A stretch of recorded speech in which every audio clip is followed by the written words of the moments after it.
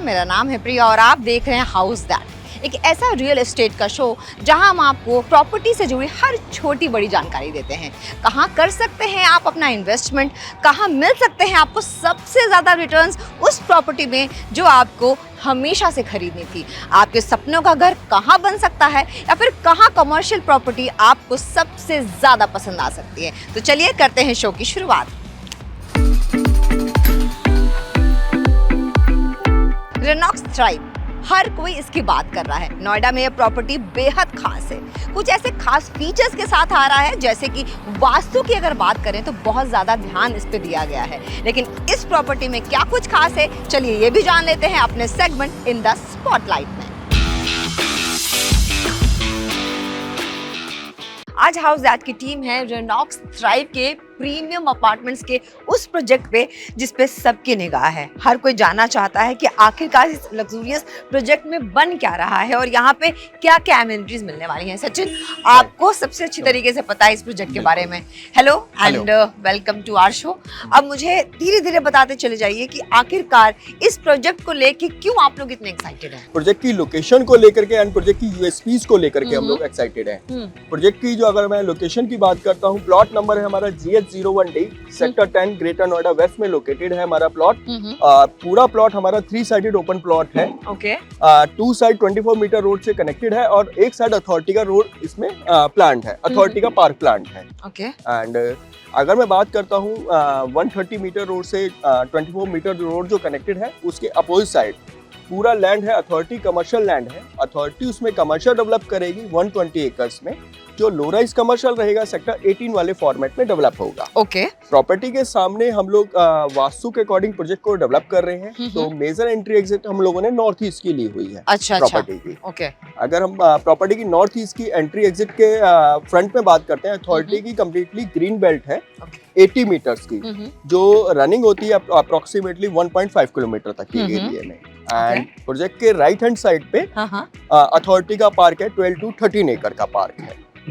अगर और other USPs की बात करते हैं तो 80 मीटर ग्रीन बेल्ट के बैक साइड में स्कूल्स रनिंग है already with name of Saint Teresa, little millennium, Kidzee and hospital का वर्किंग स्टार्टेड है। वार्बली कनेक्टेड है Kapil Dev by name of Kapil Dev. Okay. But exact नाम की बात करते हैं तो sign next generation diagnostic private limited के नेम से है। अच्छा। एंड उसके एडजेसेंट ही सर्वोत्तम स्कूल की सेकंड ब्रांच का काम ऑनगोइंग है। Okay okay. एक्चुअल में क्या प्रोजेक्ट को अगर मैं बात करता हूँ, अभी तो ये मैंने आपको जितना भी ब्रीफ आउट किया है आसपास की विसिनिटी का था। अगर प्रोजेक्ट की विसिनिटी की बात करेंगे, ब्रीफ आउट की बात करेंगे, तो पूरा प्रोजेक्ट हम लोग लो डेंसिटी प्रोजेक्ट डेवलप कर रहे हैं। ओके। टोटल 3 एकड़ के लैंड पैच में हम लोग 4 टावर कंस्ट्रक्टेड कर रहे हैं। एमिनिटीज में डिजाइन्स की बात करते हैं, हम लोग लग्जरी में डिजाइन कर रहे हैं। लग्जरी में डिजाइन करने की वजह से ही हम लोगों ने थोड़ा सा कंजेशन कम रखा हुआ है। राइट। नंबर ऑफ फ्लैट्स कम रखे हुए हैं, तो आपको एक बेटर फील लुक आता है। रहने के लिए भी, एक रेजिडेंशियल के लिए भी बेटर फील लुक नजर आएगा। प्लस आपके लिए पास में कंजेशन कम रहता है। एमिनिटीज ओपन टू ऑल आती है। सर, अगर मैं इस सेक्टर की बात करूँ, इवन पूरे नोएडा में ही जहाँ देखो वहाँ कंस्ट्रक्शन चल रहा है, ठीक है। यहाँ भी आसपास मुझे लगता है कि बहुत सारे डेवलपर्स हैं, बिल्डर्स हैं जो अपने अपने प्रोजेक्ट्स को लेकर आए हैं।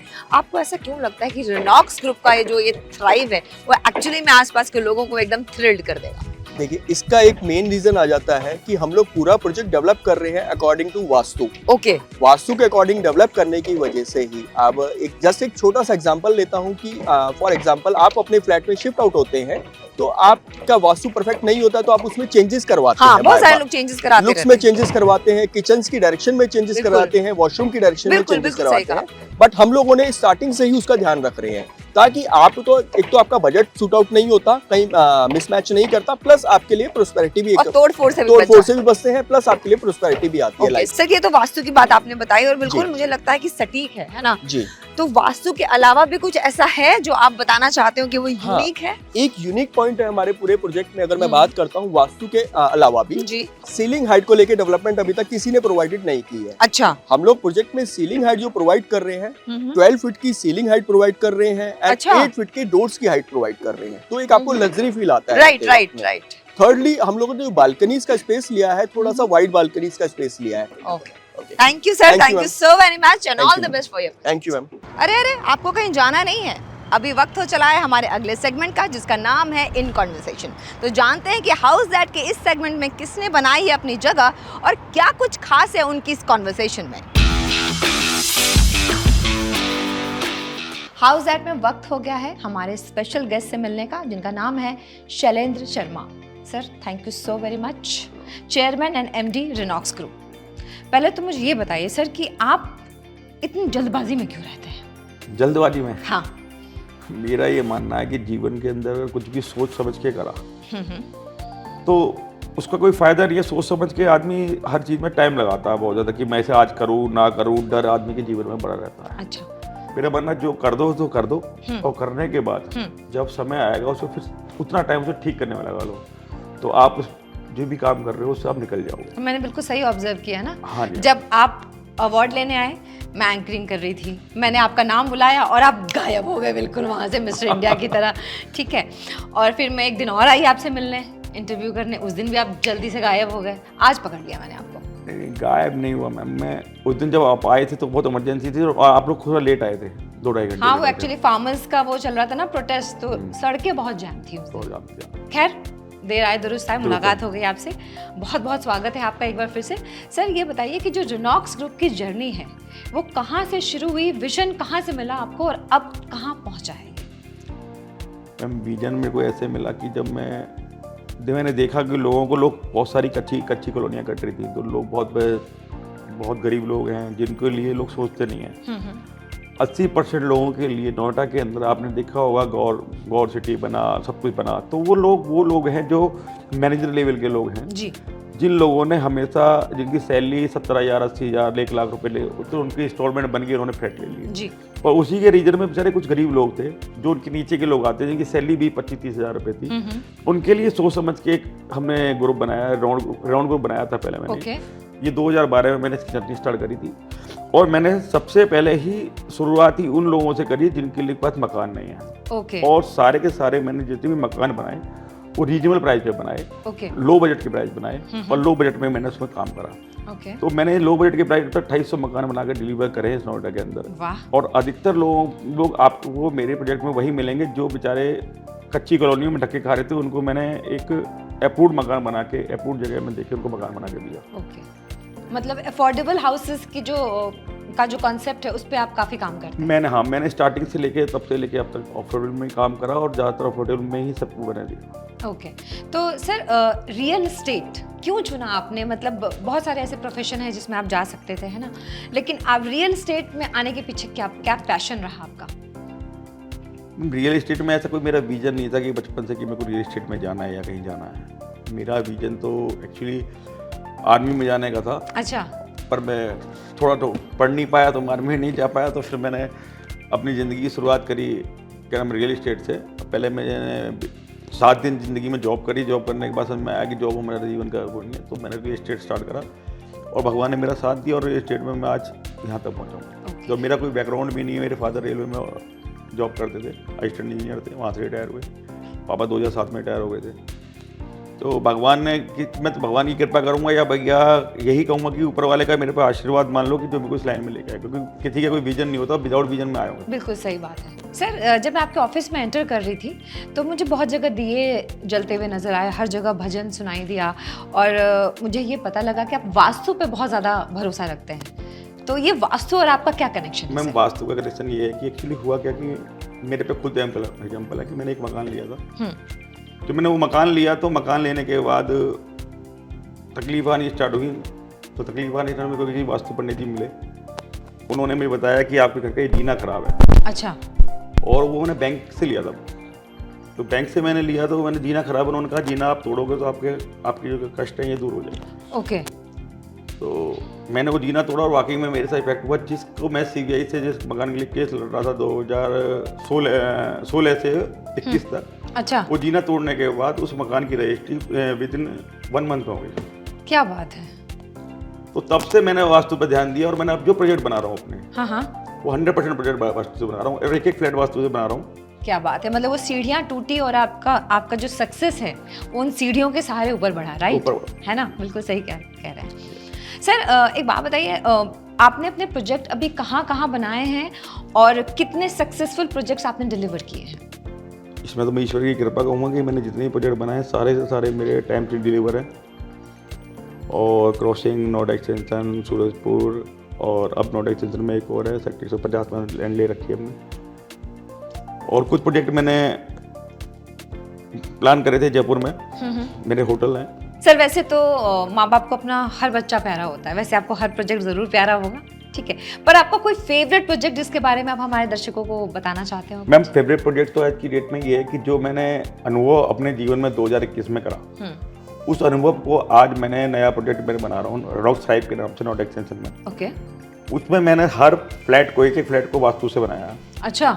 एक फ्लैट को, यानी कि सोसाइटी वास्तु से नहीं है, वो फ्लैट भी वास्तु से है, सोसाइटी के अंदर एक चीज वास्तु से बनाई गई है। क्या बात। सर नोएडा का जो रियल एस्टेट है इस समय बूम पे है, ठीक है, कहा जा रहा है कि ये नोएडा के लिए अमृत काल है रियल एस्टेट के मामले में। आप एज ए डेवलपर नोएडा का रियल एस्टेट का फ्यूचर कितना देखते हैं, कहाँ देखते हैं? मैम कागजों की बात तो मैं नहीं कहूँगा कि कागजों में रियल एस्टेट बूम पे है या कुछ भी है। किसी भी चीज़ की रेट बढ़ने की सीमा होती है। आज से पहले अगर 2 साल पहले जाएंगे तो 3600 रुपये में 4000 के रेट में आपको मकान मिल जाता है। बिल्कुल बिल्कुल। आज बिल्डरों ने इस तेज़ी की दुनिया में कितनी तेज़ी दिखा दी है कि 12000, 15000, 16000 रुपये का रेट कर रखा है। मेरा ये मानना है कि औसतन रेट मैं अगर मार्केट चलूँ मार्केट का, तो एवरेज 9000 से 10000 रुपये मैक्सिमम रेट मान के चलता हूँ। बिल्कुल सही। और इतनी भी तेज़ी नहीं है कि आदमी ये कहे कि आज पूरा के प्रोजेक्ट बिक रहे हैं, कि आज से तेज़ी अगर देखी जाए तो नोएडा के अंदर सबसे पहले तेज़ी थी 2007 से 10 के 12 के बीच में। जब आप मैप निकालते थे और आपको पता नहीं होता था कि आपने सुबह प्रोजेक्ट लॉन्च करा, शाम को आपको खत्म हो गया। राइट। तो वो तेज़ी का आज की तेज़ी में कोई नहीं। आज तेज़ी उसकी है जो बिल्डर बना के दे रहा है, जो मार्केट में प्रेजेंट है, जिसने प्रोजेक्ट डिलीवर कर रखे हैं, उसके लिए तेजी है, और जो डिफॉल्टर बिल्डर है उसके लिए कोई तेजी नहीं है। Sir thank you so very much and all the best for your future. हम नेचर से इतने क्यूरियस होते हैं ना कि हमें हर सवाल का जवाब जानना होता है, लेकिन अगर आपको प्रॉपर्टी से जुड़े सवालों के जवाब जानने हैं तो आपको हाउस दैट के इस सेगमेंट को जरूर देखना पड़ेगा। मेरा मतलब तो आप समझ ही गए होंगे। चलिए चलते हैं अपने एक्सपर्ट के पास और जानते हैं आपके पूछे गए प्रॉपर्टी से रिलेटेड सभी सवालों के जवाब। हाउस दैट में वक्त हो गया आपके सवालों के जवाब जानने का और हम आ गए अपने एक्सपर्ट के पास जिनका नाम है Anmol Agarwal. Thank you so much Anmol time निकालने के लिए। तो सवालों का सिलसिला शुरू करें। पहला सवाल, जब एक लेमैन जिसको इन्वेस्टमेंट के बारे में XYZ कुछ पता नहीं है, उसको क्या क्या चीजें चेक करनी चाहिए? मैं आपको बताना चाहूँगा कि आज की डेट में हमारे पास इनफ इन्फॉर्मेशन ऑनलाइन है, और जो हमें एक प्रॉपर्टी लेने से पहले ज़रूरी है, मुझे लगता है कि वो ज़रूरी देखना चाहिए। सबसे पहले तो आपको बिल्डर का प्रोफाइल और बैकग्राउंड चेक करना बहुत ज़रूरी है। जिस भी प्रकार की प्रॉपर्टी में आप निवेश करना चाहते हैं, चाहे वो रेजिडेंशियल है या कमर्शियल है, जिस बिल्डर के साथ आप इंटरेस्टेड है उस प्रॉपर्टी में, आप उसका पहले बैकग्राउंड चेक कीजिए। ये ज़रूरी देखिए कि उसने कितने प्रोजेक्ट डिलीवर किए हुए हैं, कितने प्रोजेक्ट अगर अंडर कंस्ट्रक्शन है तो कब प्रोबेबली डिलीवर करने वाला है। That is something the first step I would say कि वो आपको जरूरी है जानना। दूसरी चीज, शायद बहुत सारे लोगों को ये पता ना हो कि रेरा का बड़ा इंपॉर्टेंट रोल है इसमें। एग्जैक्टली। हमें सिर्फ लगता है कि रेरा नंबर आ गया तो काफी है, ठीक है, एंड वो अपने आप में सारी चीजें कवर हो गई होंगी, बट इवन आफ्टर दैट आप as a customer, as a buyer, आप रेरा की वेबसाइट पे जाएं। रेरा की वेबसाइट पे उस प्रोजेक्ट रिलेटेड सारे डॉक्यूमेंट्स अपलोडेड होते हैं। कई बार अगर आपको लगता है कि आपको पैसे देते वक्त या फर्स्ट चेक देते वक्त आप किसके नाम पे चेक दे रहे हैं, ये चेक करना है कि I am giving the money to the right person और राइट अकाउंट, तो आपको ये मैं बताना चाहूंगा कि रेरा में जो कलेक्शन अकाउंट होता है प्रॉपर्टी खरीदने के लिए, जो रेरा एक्ट में कंपल्सरी है, राइट, वो कलेक्शन अकाउंट और बैंक नेम दोनों ही रेरा की वेबसाइट पे अवेलेबल है। Okay. Even as a customer मैं ये भी चेक कर सकता हूँ साइट पे जाके कि जो प्रोजेक्ट या डेवलपर या प्रोजेक्ट रेरा ने कैंसिलेशन कर दी है रजिस्ट्रेशन उनकी, उनके नाम भी अलग से विजिबल है साइट पे। ओके। अगर NCLT में है वो भी अलग से उन्होंने लिस्ट बनाई हुई है। अगर रेरा नंबर उनका कैंसिल कर दिया वो भी लिस्ट बनाई हुई है। तो as a customer there is enough information available on RERA और online which will help me to take a wise decision. Right. तो ये दो मेन पॉइंट तो डेफिनेटली ऑफ कोर्स, इसके बियॉन्ड तो उसके बाद मेरी अपनी रिक्वायरमेंट के हिसाब से मैं इवेलुएट करूं प्रॉपर्टी को। अगर मैं रेजिडेंशियल में जा रहा हूं तो मैं ये देखना जरूर चाहूंगा कि आसपास क्या एमिनिटीज मुझे मिलेंगी, हॉस्पिटल कितना दूर है, स्कूल्स कितने दूर है, ये सब चीजें मैं जरूर ऑब्जर्व करूंगा।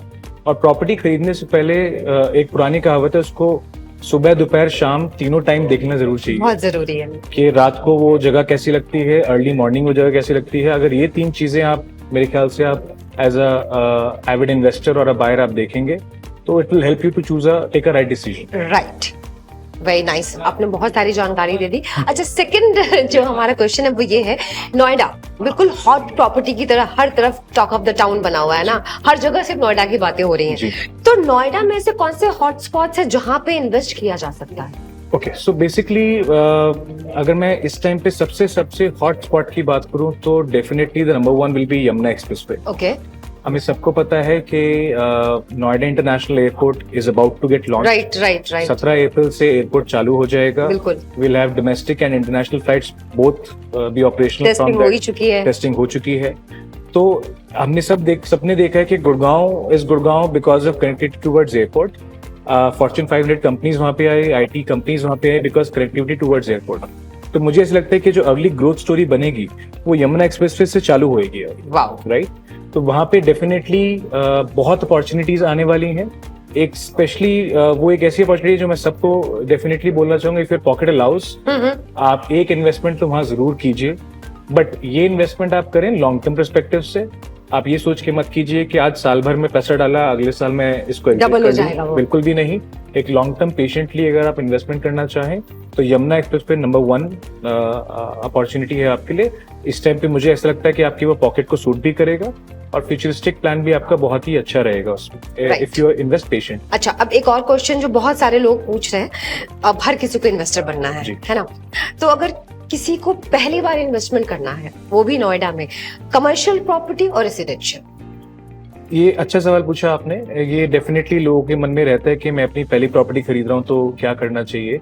जनरली कमर्शियल में मैंने देखा है कि लोग इन्वेस्टमेंट कर देते हैं पहली, क्योंकि उसका जो एंट्री टिकट पॉइंट होता है वो कम होता है। 30 लाख में, 40 लाख में आपको एक 100 स्क्वायर फीट या 150 स्क्वायर फीट की दुकान मिल जाती है।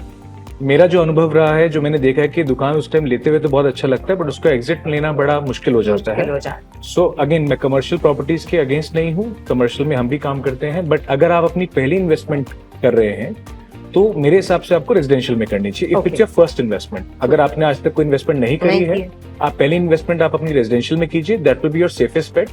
आपको थोड़ा सा पेशेंटली उसमें भी काम करेंगे तो आपको अच्छा रिटर्न भी मिलेगा, और हो सकता है आपको जब आपको मकान बन के मिले आप उसमें अपना रहना भी पसंद करें। Your second and third investment can be commercial, but first investment should always be residential. Okay, thank you so much Anmol, बहुत थैंक यू सो मच, अनमोल जानकारी आपने दी है, थैंक यू। और आप जरूर इसका फायदा उठाइएगा। आई एम वेरी श्योर आपको हमारा आज का भी हाउस दैट का एपिसोड ज़रूर पसंद आया होगा, लेकिन फिर भी आपके प्रॉपर्टी से जुड़े हैं कोई सवाल या जानना चाहते हैं कुछ खास, तो आप हमें कमेंट बॉक्स में कमेंट करके पूछ सकते हैं। चैनल को सब्सक्राइब करना आपको बिल्कुल नहीं भूलना है, और वीडियो को लाइक एंड शेयर ज़रूर कीजिएगा, क्योंकि वीडियो आपको बहुत ज़्यादा पसंद आई है तो मुझे पहले से पता था। चलिए मिलेंगे अगले एपिसोड में कुछ खास जानकारियों के साथ, कुछ नई वीडियोज़ के साथ। तब तक अपना और अपनी प्रॉपर्टी का ख्याल रखिएगा। टाटा।